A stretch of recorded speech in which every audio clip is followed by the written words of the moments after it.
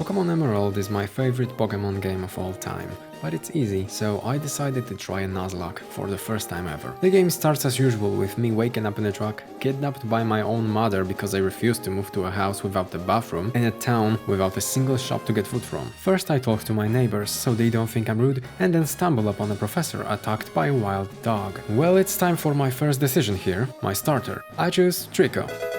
Because everyone loves Mudkip and Trico needs some attention too. I named him first, as I named myself, because it's my first starter in my first ever Nuzlocke. It's time to face our rival. The battle went as you would expect. We easily, we got scratched to death right away.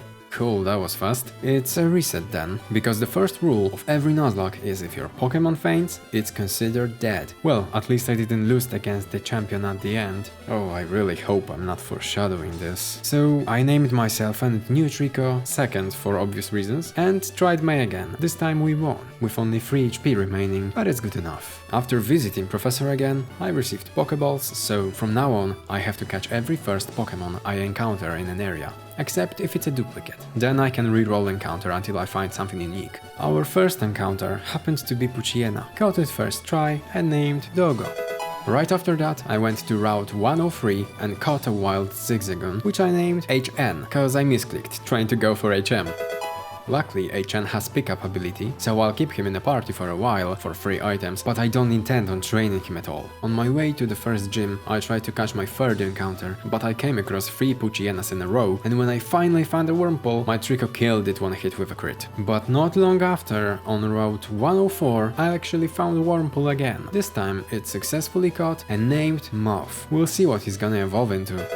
In Petalburg Forest, I found a wild Tylo, which brought my second really low whiff pack, but I ignored it completely and just went for a catch. And it was the dumbest thing ever. Even before my first badge, we've got our first death, and it's the starter. Literally, my only answer to rock types. It seems I have to bet on Dogo the Poochyena, which learns Bite at level 13 right before the level cap to handle the battle alone. By the way, this is another rule of a Nuzlocke. I can't over-level my Pokémon and use items in battle. Oh, and also I caught the Tylo anyway. I named her Killer because she is.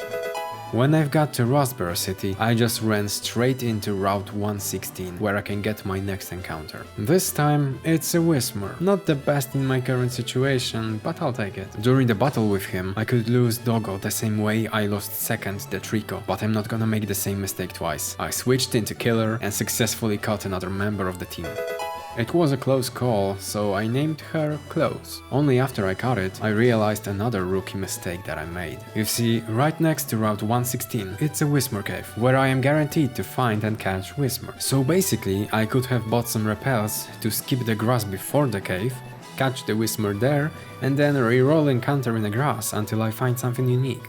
Well, at least nobody died, so that's good I guess. During the grind till level 15, Moth evolved into Silken, and then, shortly after, into Beautifly. Yeah, I had 50% chance to name him correctly. I should be happy though, because Beautifly learns Absorb upon evolution, so I have a feeling that he's gonna be the MVP of upcoming gym battle. Speaking of which, let's give it a try. It's time to challenge Roxanne. I thought a lot about this battle, and I found 2 main problems to overcome. First one, Moth is a bug and flying type, so he will go down to a single rock tomb or rock throw. Second problem, Nosepass isn't a rock and ground type, just like Geodudes are. She's only rock, so there is no chance for a single absorb to one-hit KO. I can't just sweep this with Moth, and I don't have many more options at this stage of the game. So, I came up with the plan to level up HN, the Zigzagoon, to the level cap and use her in a battle actually.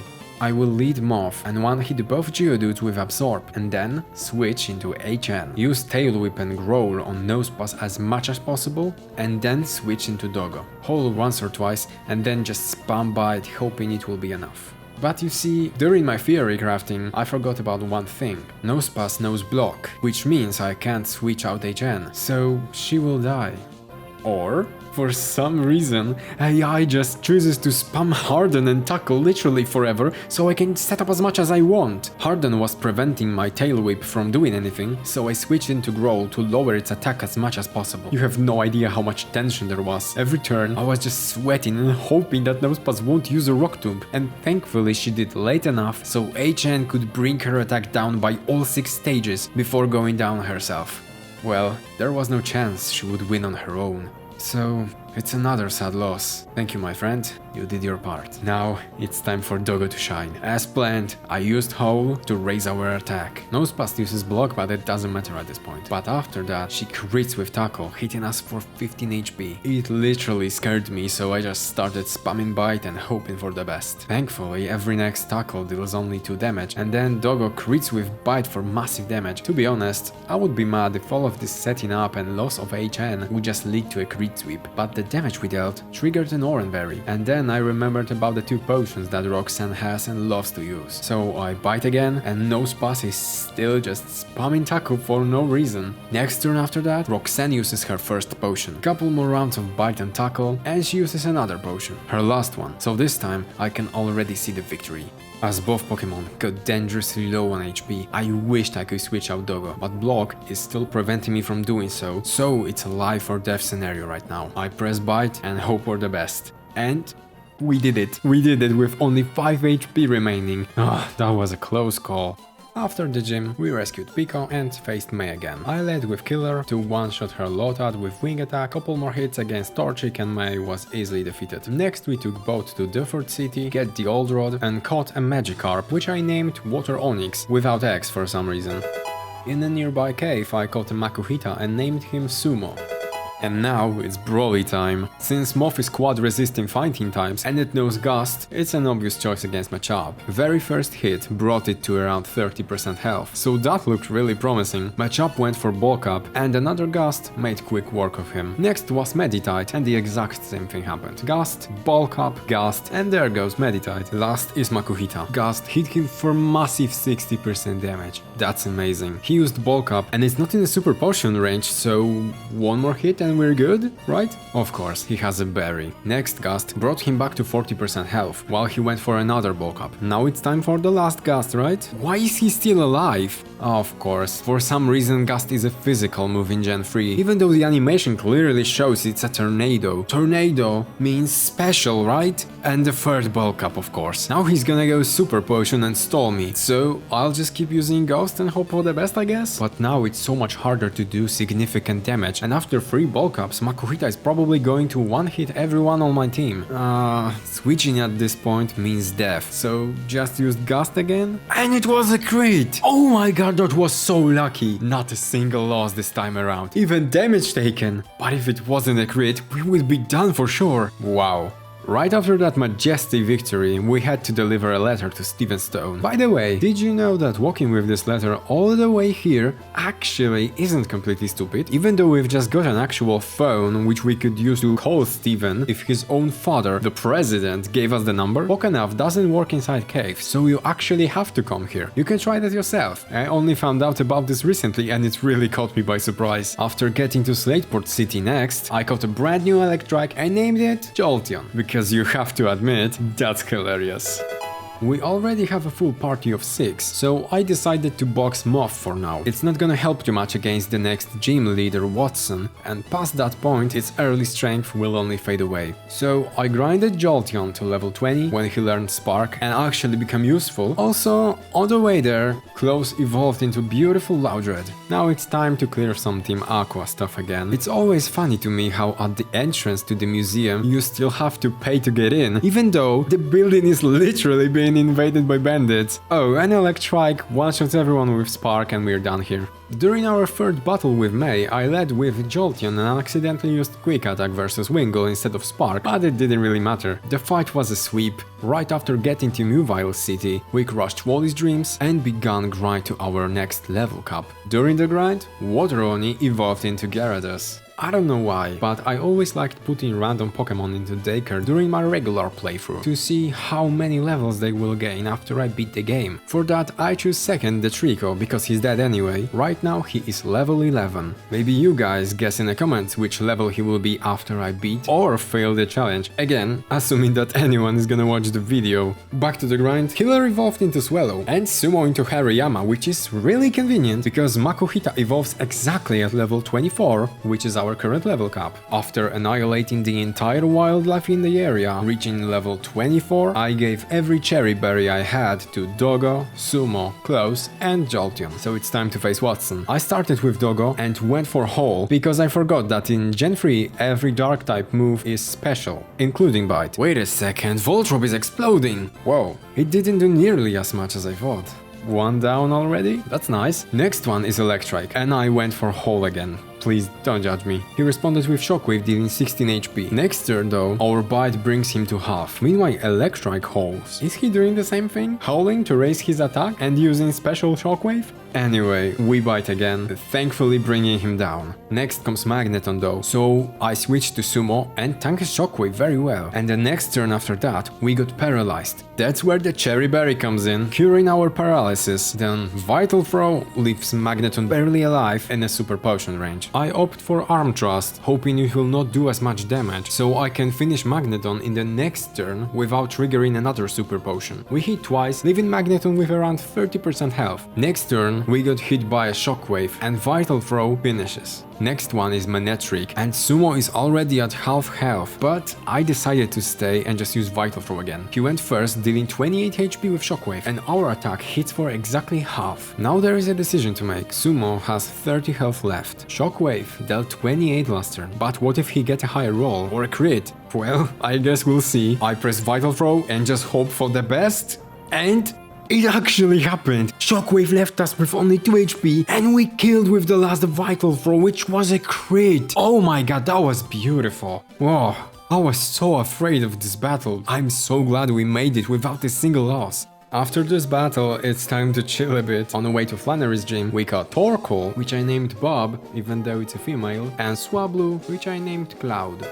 Anyway, after getting to Leverage Town, it's time to face Flannery for the 4th gym badge. I grinded everyone to level 29, our current level cap, taught Strength to Water Oni and Close, and in battle led with Water Oni. She has no water type moves, but additional flying type and enormous attack stat should be more than enough. Flannery sent out Numel, which was straight one-shot with Strength. Next was Slugma, and he was also one-shot. Third was Camerupt. I would be afraid, but she knows only Overheat, which she won't use against water type Pokémon. Sunny Day, which does nothing in our current situation. Attract, but our Water Oni is also a female. And my favorite, Tackle. Yes, this level 26 beast knows Tackle, and it's her best choice against us. So it's a Strength sweep. Last one is Torkoal. This one is more scary. She has the same moves as Camerupt, but Body Slam in exchange for Tackle. And because of her insane defense, we deal very little damage with Strength. But there is a way around it. If I use Dragon Rage instead, I could bypass Torkoal's defense. I tried it and it works way better. Just 2 more hits with Dragon Rage and Water Oni got us the badge completely on its own. Damn!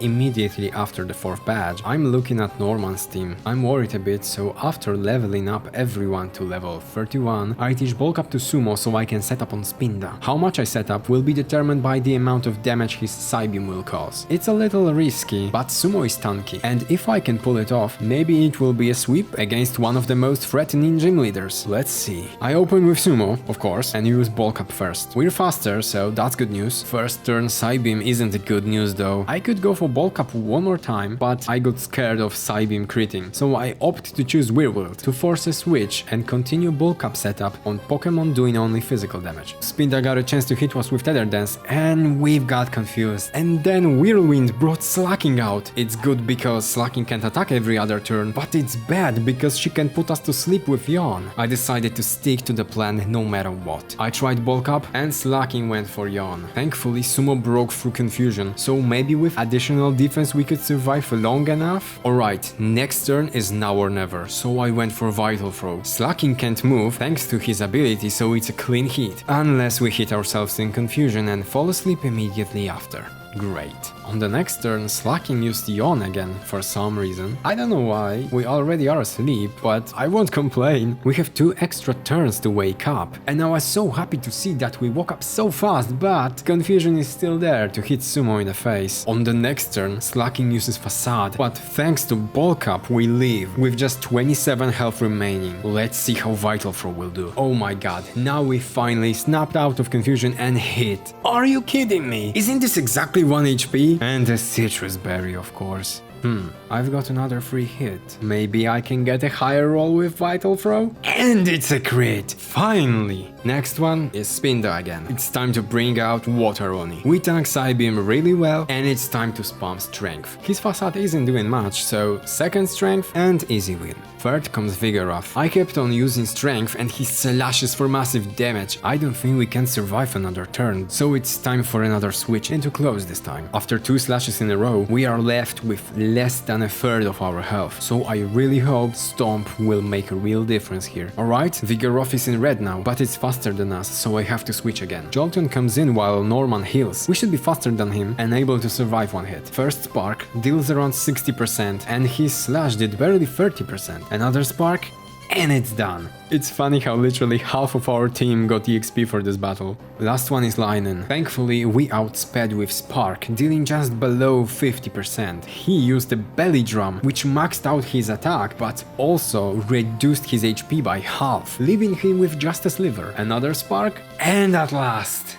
the badge is ours. But I really just made it harder for myself with this Whirlwind at the beginning. Anyway, right after that, there is another May battle, and it's a total sweep. I really wish our rival would be a little bit more challenging. I decided not to grind everyone till level 33. I also forgot to switch Jolteon to be first in a party, so we started with Water Oni against level 29 Swablu. She can't really do anything to us other than Perish Song, but she never used it, so that's good. Actually, it's even better, because our strength is at a one-shot, so we not waste a Hyper Potion on Swablu before she goes down. Next one is Tropius, which knows Sunday, Aerial Ace, Solar Beam and Synthesis. It's a fine moveset to set up against with Jolteon, but first I switched into our Fresh Cloud to check how much damage Fly would do. Not too much honestly, so after a couple of rounds I switched into Jolteon and started howling like crazy. While Tropius just killed himself, did barely any damage and got paralyzed, we hit with Spark for surprisingly small amount of damage. Wait, are electric type moves also special in this gen? Well, on the next turn I went for Quick Attack to see if it would be enough to finish him off, but it wouldn't, so Tropius can go for Synthesis again. Then 2 Sparks, Lucky Paralysis, and Tropius is done. Next one is Altaria. I used Spark again and it did barely a quarter. This thing is a tank! Thankfully she got paralyzed right away, so she can't do anything. Feeling safe, I go for Spark again and she responds with Dragon Dance. So we're on a timer right now. We have to beat her before she will be able to sweep our whole team. We still outspeed and hit with Spark, leaving her with 1/4 of health, while she... Wait, what? She has an Earthquake? With Dragon Dance boost? Oh no.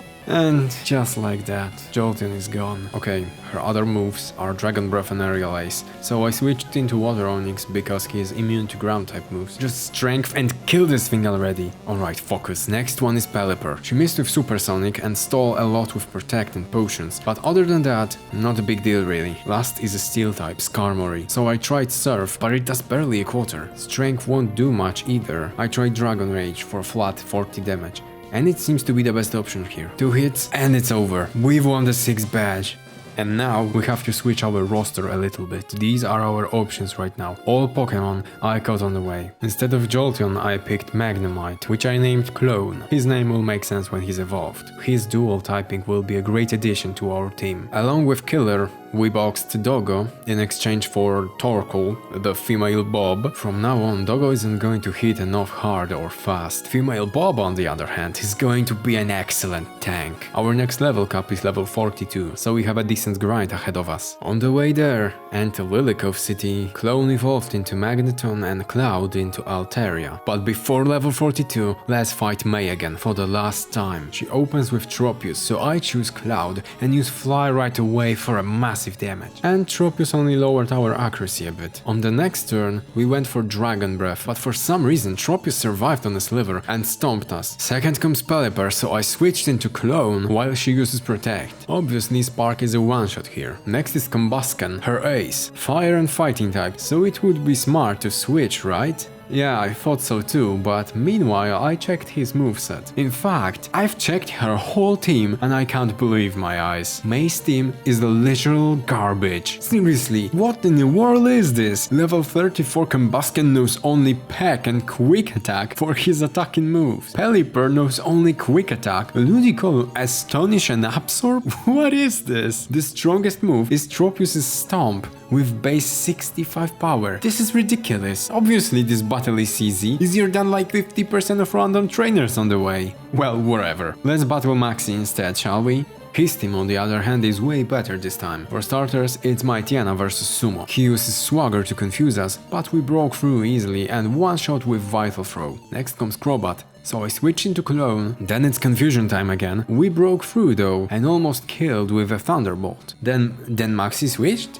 I didn't know he could do that. So our Thunderbolt is not gonna do anything and we have to switch as well. Perfect answer to this is obviously Water Oni. From now on, it's just a simple Surf on Camerupt and couple of Strength, while Maxi stalls with potions. Easy peasy. I trained everyone to level 41 and Close finally evolved into Explode. And right now I'm just really dreading the next gym battle. Seriously, I needed like a day off just to prepare myself mentally for this. Of course, I could use my Guts boosted Swallow with Facade, but this is a tactic that everyone is abusing in Nuzlocks. For me, it's enough that I'm using Gyarados. This is the only time, by the way, because this thing is just too strong, man. So, look at that. I really don't have a good answer to their team. Surf is my best shot at the start, even though Water only has a terrible special attack and Claydol is a tanky beast. I have to take out Claydol first with my flying types, so he couldn't smash us with an earthquake. Maybe let's not overthink this, it's just a Pokemon game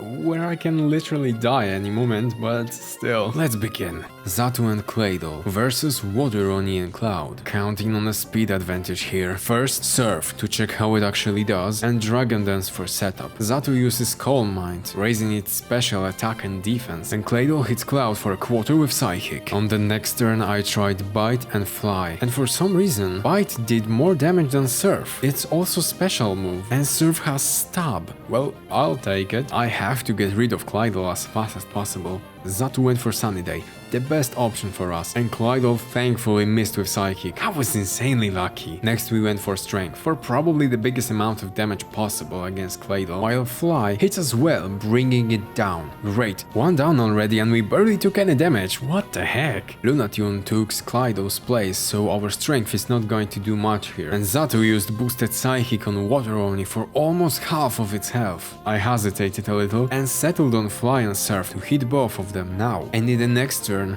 take down Xatu. Luckily, we got a crit on Lunatune. That's awesome, but Xatu barely felt anything. Fly will hit Xatu next turn, so I focus all efforts on him now. Nice. It's dead. The last one, Solrock, is up, and Psychic hit for a big damage. Holy moly, it's way too risky to stay, I gotta switch Cloud. So in the end I thought, well, if Strength is not gonna do much versus Rock types and Lunatone boosted its special defense, I might as well go for a Dragon Rage. Really, at the 7th gym and level 41, Dragon Rage is still one of the best options.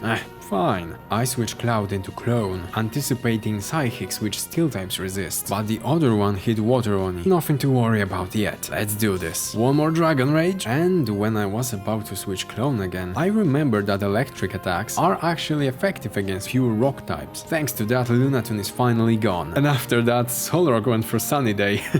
The best attack again. I predict he will use Solar Beam on Water Oni next turn, so I switch into Bob, which resisted, but I was wrong. It's Sunny Day boosted Flamethrower on Clone, and it killed. God damn it, I just added him to the team. Wait, why did I do that?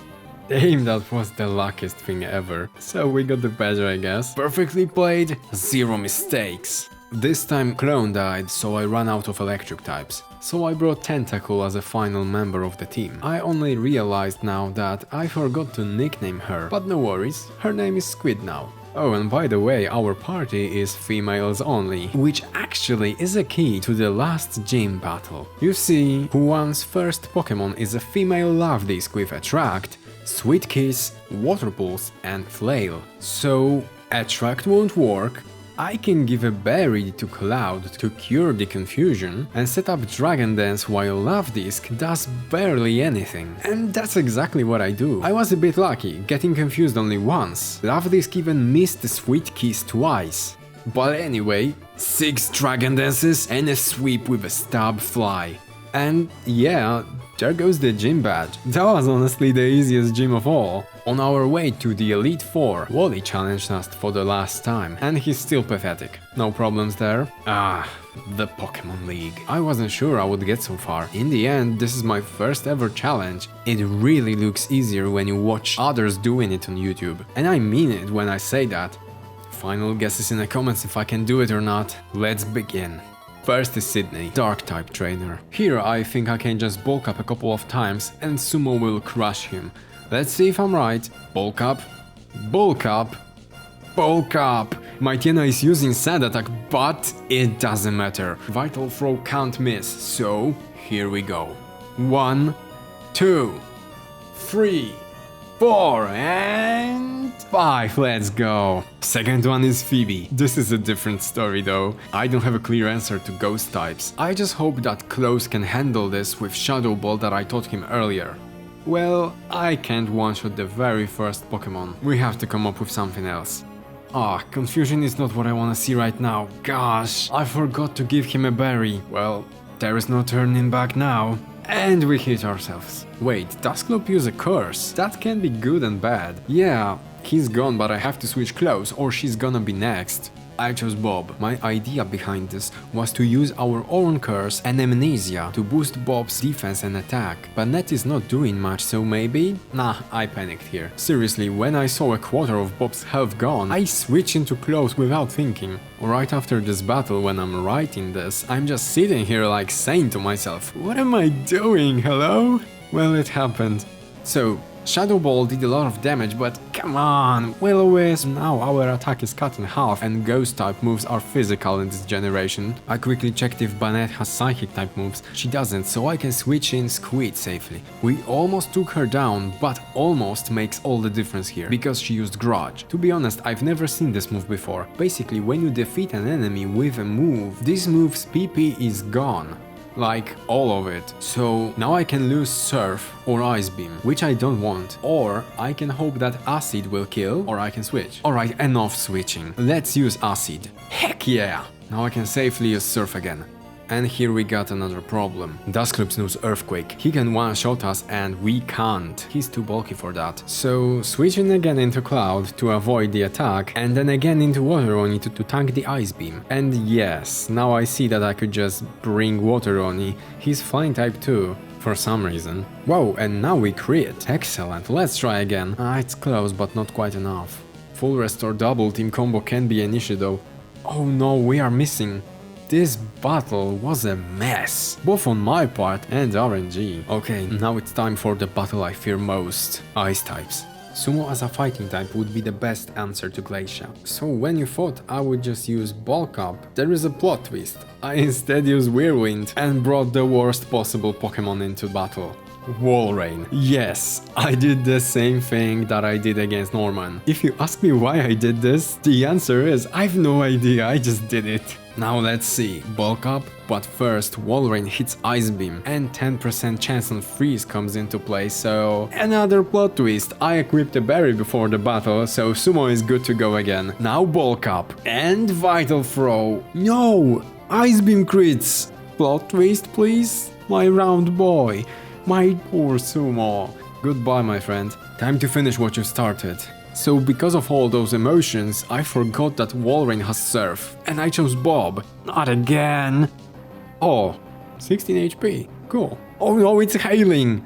Okay, 6 HP. That's still good. What am I doing? Alright, it's time for big boys. I mean girls. Water Oni, let's dance, my lovely dragon. You can do this. And now Earthquake. I should have gone for Return, it would do more damage. We have 57 health. An Ice Beam. Oh no, Water Oni. Are you kidding me? 2 HP. That's a real plot twist. Now please hit. Return them to death. 1, 2, 3, 4, and... Yes! With 2 HP left, we did this! Oh my, what a battle! Oh, give me a break! Well, there's no time for break. The last one of the Elite Four is waiting for us. Squid has the highest special attack and Ice Beam, so she seems to be the best option here. Drake's team is super weak to ice after all, but part water type Kindra will require some switching for sure. Against it I switched into Cloud, so I can hit with super effective Dragon Breath, but the Kindra is setting up Dragon Dance. That's a very bad news. Next turn I attacked, but it didn't even do half. I use Fly next for more base power. That didn't do much more either. We are slower and dead to a crit right now, so I switch in Close during full restore turn. Hyper Beam and I hope it one hit KO. Close was close, but not close enough. Another full restore heals Kindra during our recharge. Another Hyper Beam won't work, so I gotta think of something else. Alright, Wateroni, let's try again. Maybe return? Not a smoke screen, are you kidding me? And paralysis, no! Alright, Wateroni is alive, I just gotta switch. Body Slam won't do much damage to Bob, so she's safe switching in right now. Because Bob is fire type, Kindra will go for Surf, so I can bring in Squid safely. Yeah, that's some 200 IQ plays right here, finally. Because Squid has clear body ability, so Smoke Screen won't work. That's another plot twist right there, because I never mentioned it before. So, Ice Beam and... almost. Okay, one more time. Yes! After that, Salamence can't do much versus another Ice Beam, so finally, we're done here. But just look what this battle did to our team. Everyone risked their life. At any given moment, there is a 6.25% chance for a crit and instant death. It's literally terrifying. Finally, it's champion time. This time around, I've got a strategy. A bulletproof plan. Water-only Dragon Dance versus Wailord, which to be honest can't do anything to us. And then Return Massacre. Sounds good, right? Alright, from now on Gyarados is banned during my future challenges. It's honestly broken. I know it's set up here, but honestly, during the whole playthrough, Gyarados was almost always the best option to choose against most trainers. I set up 6 Dragon Dances and now Return. Just like that. Can you believe that? Against the champion. Thank God it's not over yet, because secret boss Stephen Stone is still waiting for us in some random cave. But damn, Glacier and Drake battles gave me a challenge. I know most of it was due to my mistakes, but still. So we did it. We are the champion. After many losses on the way, but we made it. Steven, I'm coming. I grinded a lot preparing for this battle, but before we do that, we have to visit our grandma to check up the level of second, the Trico. Don't tell me you have forgotten. Last chance to guess in the comments which level he is now. Comments are good for the YouTube algorithm after all. Level 44. I honestly thought he would be level 100, after all of my running on 4 times emulation speed. Well, let me know if you've guessed. Oh, by the way, I treat Steven battle as if it was the next battle after the Elite Four, so I still have a party of 5 and some random Chinchou to use Waterfall.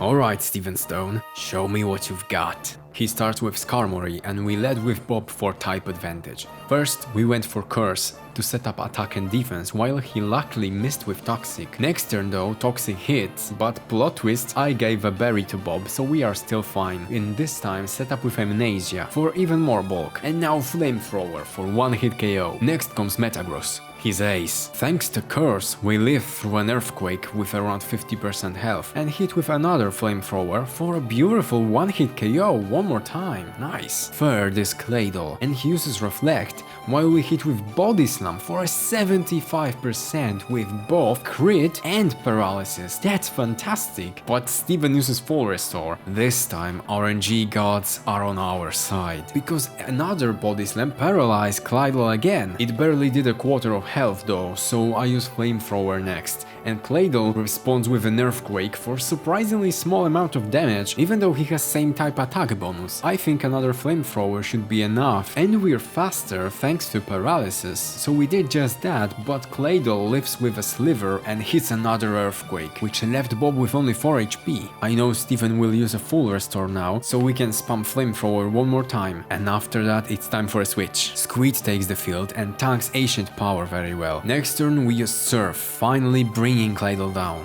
Fourth comes Aggron, which is a one-shot with another Surf. Next after him is Cradily, so we use Ice Beam, which did about 65%, and he hits us with Ancient Power. Thankfully, next turn Surf is enough to finish him off. Last Pokemon is our Maldo, so we kept using Surf, and it's a one-shot. And it's over. We actually made it. I had a real blast playing, recording, and all that stuff. Here on the screen you can check my next challenge when I upload it. Bye.